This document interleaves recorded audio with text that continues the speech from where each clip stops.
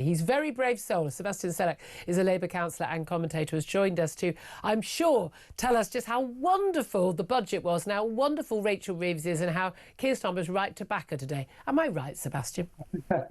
My honest assessment, Julia, of the budget is that I was pleasantly relieved. I thought it was going to be much worse. I thought it was going to be a really messy picture. And who could blame me when you look at what they're trying to do? You know, you've got to maintain NHS spending. You've got to meet your fiscal rules. That means getting debt down. It means running a surplus by the end of the decade. They're not getting debt got to down. fix the cost of living crisis. Well, the OBR thinks they're on track to, which is good news to me. But the point is that they had this mission that involved them being pulled in all sorts of directions. And I'm pleasantly surprised at the picture on the other side. You're pleasantly surprised, pleasantly relieved that we've got a £30 billion increase in taxes and 16 billion of that is going on welfare. Well, that's what it's taken to get us where we need to be. Look, Wait. So we need to be in a situation where we're paying families who've got 3, 4, 5, 6 kids, aren't earning enough money themselves, either on benefits or on just living on universal credit, or only dad's working and only working part-time. They can't afford to look after their kids. And where we need to be is where we tax people who are working all day, every day, to look after their families. We tax them more to give an extra £3.5 grand a kid to those families. That's where we need to be. So to be clear, you're talking about the child benefit cap being scrapped. Yeah. So look, this is the biggest way to fix child poverty in this country. No, it's not. Those parents getting jobs would solve that. So 59% of people who receive this, or families who receive this, have at least one parent in work. So one parent. Okay. Two parents should be in work. Otherwise, why should we help them? And that parent is not necessarily working full time. So the problem is, Julia, sometimes parents die or become long-term. Yes, absolutely. We should help those people.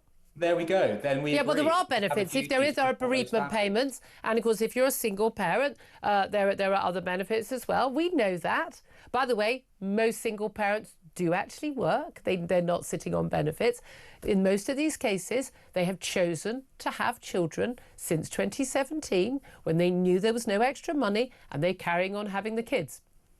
But again, the situation changes. You may choose to have a child and then your partner dies. The vast majority of these people did not have a partner die. They have chosen to have children. They're just not working or working hard enough to support their own children. And you think that where we need to be is... Do you have the number to back that up? Yes, official statistics show that a very small percentage. It's around. I actually wrote an article to the Sun. I haven't got the figures right, literally in front of me right now. But it is roughly 10% of the families who are claiming this universal credit and would benefit from this. They have more than one person. Only they have two parents working. They have two parents working? Yeah. Most people, half don't have anyone working, and just above half have parents working, but only one parent working. We're talking specifically about those parents who are you dead. Have more than two children would benefit, therefore, from this benefit. Yeah, I know it's I know these official statistics. I say I don't have these because I wanted to talk to you about Rachel Reeves more. No, this whole nonsense that these parents need to be helped. The only way of helping them. No, the way they should be helped is being told you need to work full time, both of you. And that's how you support your 4, 5, or 6 kids, because it's not everyone else's problem. That's the solution. Again, if you've got 4 children and your partner's dead, it's quite hard to work full time. Most of these parents don't have a dead partner. But this is it. I'm asking you for that statistic. They don't have a dead. No. Half of these parents, they're 2 parents, and they're half are single parents. Single parents are also supposed to contribute, but by the way, any absent dad contributing, that isn't taken into account by the benefit. So there's no record of how much money they give. It's not taken into account about whether they're in poverty or not. But what I'm slightly bemused by is you're saying most of these people don't have a dead or ill partner. There's no reason to believe that. There's no reason to think that. But you're the one making the point, but you can't back it up with any stats. So it's no. There's just simply there's no evidence that is the case. So why are you claiming it? But you're making a point. You're saying this is the case. No, I'm telling you it is the case. In the vast majority of cases, there are not 2 parents working, and that's why they're poor. So the solution is not giving them money from 2 parents who are working in another family. The solution is them getting a sodding job and supporting the kids they can't afford to have. Once again, Julia, what I'm saying is many of them are either ill or... No, there's no evidence for that. No, they're on universal credit. There's no evidence for that. Well, hang on. You've said, and I'm sorry to labour the point... No, you're just making up a random family where mum's ill, dad's dead, and they've got 6 kids through no fault of their own. Sorry, you've got no evidence for that. let's recap, Julia. I've said in many cases that's the case. In some cases, it will be the case. You have said, hang on, let's just work this through without interrupting each other. I've said in some cases that's the case. You've said in most cases that's not the case. I've said, do you have any data to back that up? And so far you've said... But you have no data to back your claim up.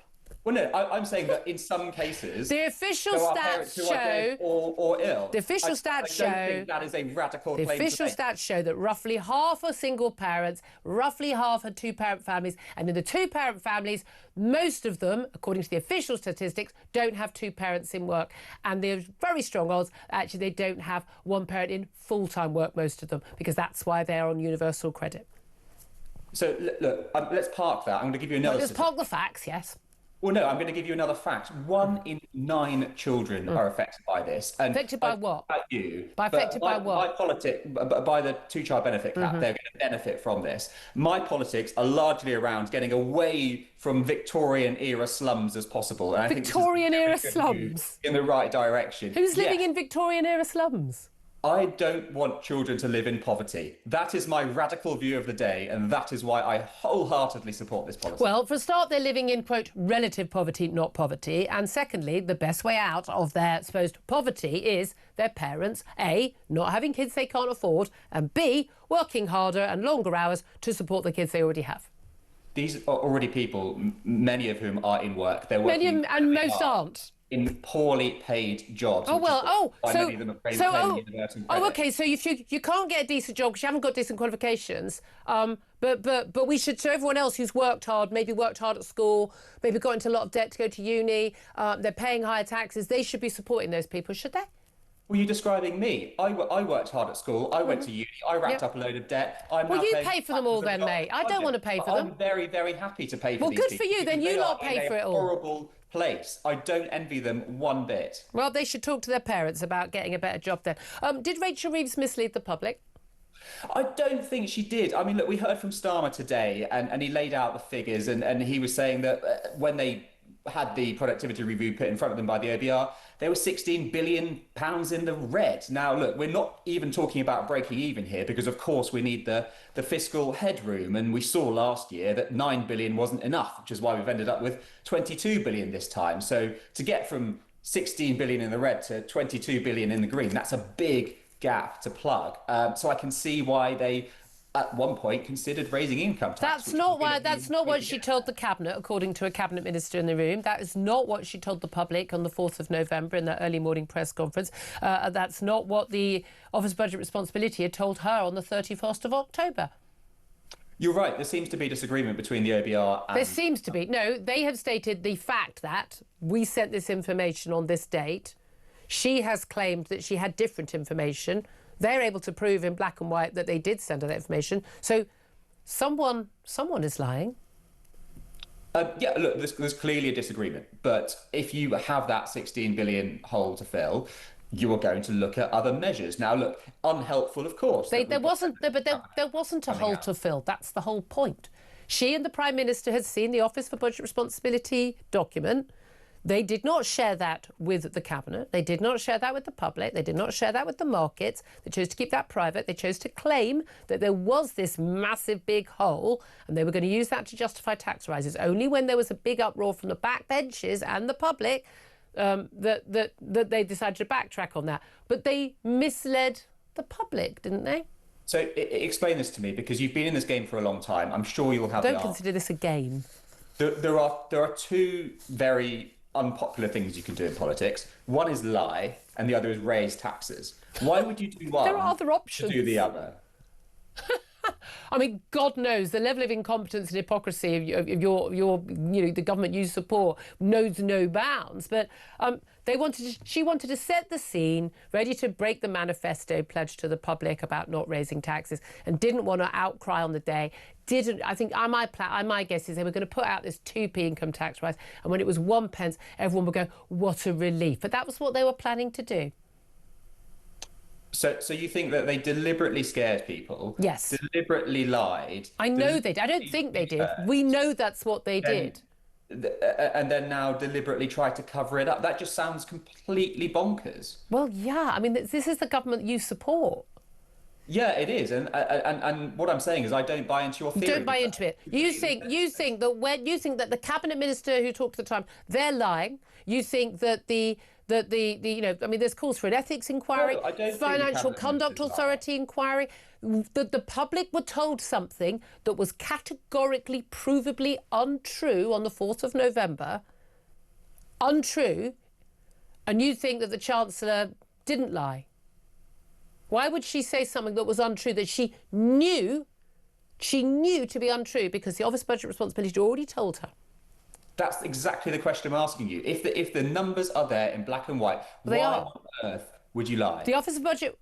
No, God knows, because they wanted to justify raising taxes and busting the manifesto. Do you think the OBR is lying? I don't know what's going on because I don't. Well, you should read up on it, mate. You're a Labour councillor. The OBR have written to MPs in the Commons and said these are the facts. This is what we told the Chancellor. The Chancellor and the Prime Minister in Cabinet and the Chancellor on television on the 4th of November told the public something completely different. It distorted the markets. It affected what investments were made and the value of the pound, the value of our gilts and our borrowing. There was distortion of the markets, distortion of what she was telling the public. And you think, well, there's no explanation for it, so it didn't happen. So she said something that was different from what the OBR have put in black and white. They told the government, but you still think that she didn't lie. Look, I'm accepting that there are two accounts here. But what and you can't decide between them which one was the truth.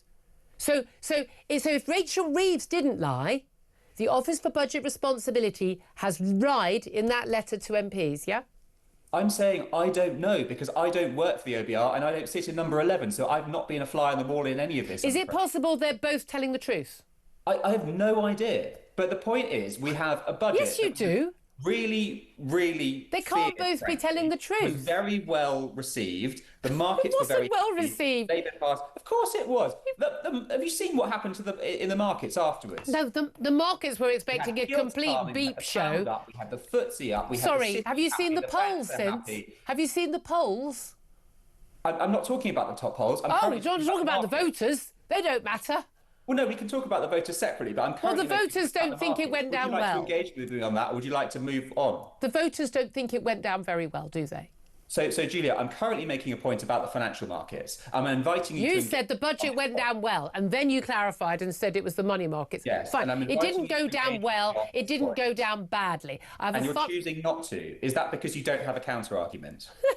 I'm just saying... They were expecting something worse. That doesn't mean it went down well. It looks a bit like you're floundering when I'm bringing up. I don't think that's how most people are going to see this conversation. With all due respect, Sebastian. Does it matter what the voters think? And you're choosing not to. I've just answered your point about the markets. Well, what did you answer? Because I literally just said I've got. Look, I'm supposed to be already on another interview. So, does it matter to you that the voters don't think it was a good budget?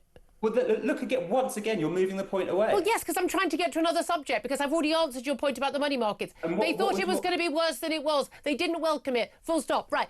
Does it matter what the voters think?